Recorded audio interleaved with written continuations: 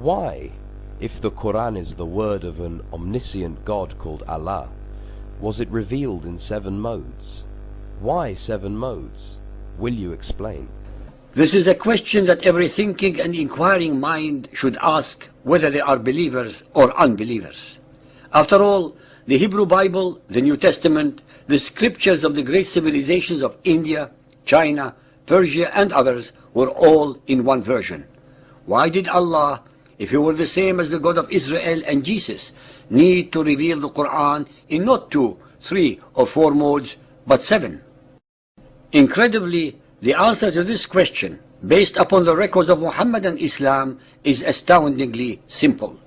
To start with, the pagan Arabs were mostly illiterate and very rarely had the facilities or the wherewithal to put down in writing the verses of the Quran. Most of the Quran had to be memorized by those who were attending Muhammad at any one time. Since Muhammad had to inform some of his immediate followers of his alleged revelations at different times, in different places, to different companions, over the incredibly long period of 23 years, it was impossible for him to keep track of the verses, their contents, and to which surah they belonged. He was giving different versions of a verse to different companions at different times.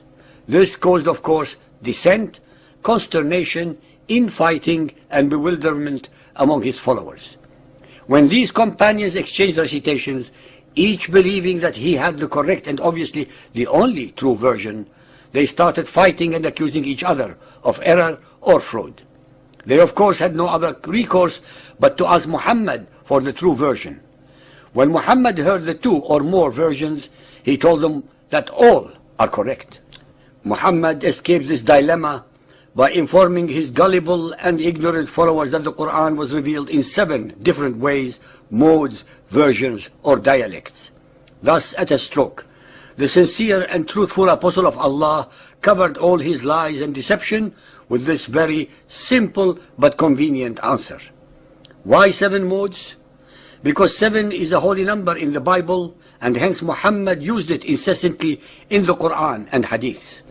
Allah, who gave the Torah to Moses in only one form, had to give the glorious and inimitable Quran in 7 different ways.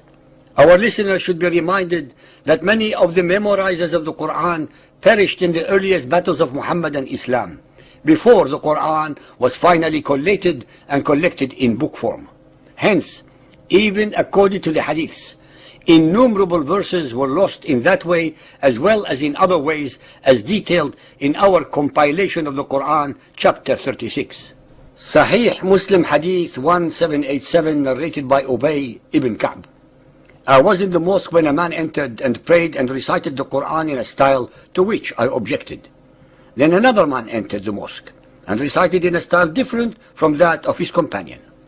When we had finished the prayer, we all went to Allah's Messenger and said to him, "This man recited in a style to which I objected, and the other entered and recited in a style different from that of his companion." The Messenger of Allah asked them to recite, so they recited. He expressed approval of their efforts, and there occurred in my mind a sort of denial which did not occur even during the days of my ignorance. When the Messenger of Allah saw how I was affected, he struck my chest, whereupon I broke into a sweat and felt as though I were looking at Allah Himself. He said to me, "Obey, a message was sent to me to recite the Quran in one dialect." And I replied, "Make things easy for my people." It was then conveyed to me for the second time that it should be recited in 2 dialects. I again replied to him, "Make affairs easy for my people." It was again conveyed to me for the 3rd time to recite it in 7 modes. It is obvious then that Muhammad's Allah was incapable of knowing that the followers of Muhammad were such simpletons that they needed the Quran to be recited in 7 different ways for them to comprehend it. Muhammad's all-knowing Allah did not know their weaknesses. No truly divine supreme being could fail to know the weaknesses of his own creation. Sahih Bukhari Hadith 3.601, narrated by Umar bin al-Khattab.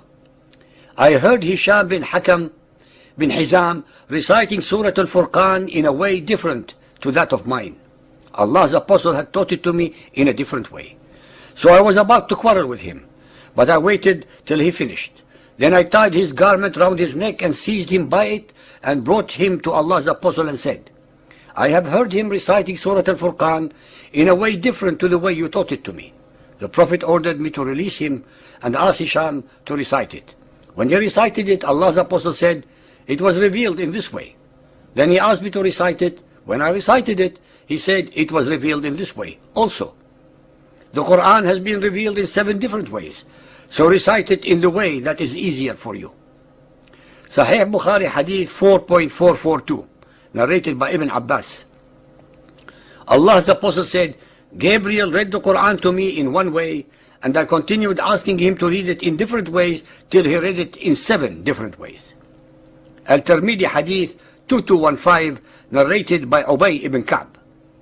Ubay told of Allah's Messenger meeting Gabriel and saying, I have been sent, Gabriel, to a people who are unlettered, among whom are old women and old men, boys and girls, and men who have never read a book.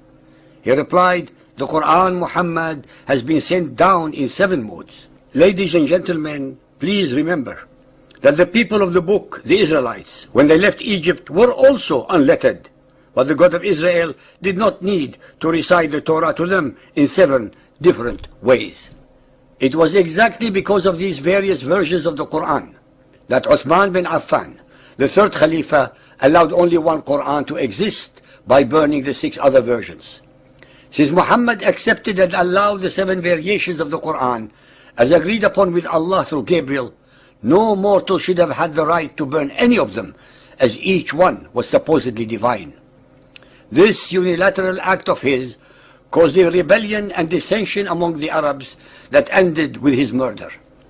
This sacrilegious act nullifies the unfounded and totally spurious claims of the followers of Muhammad that the Quran was never changed or tampered with. In defiance of the reports in most of the books written by the earlier Muhammadan exegetes that show otherwise.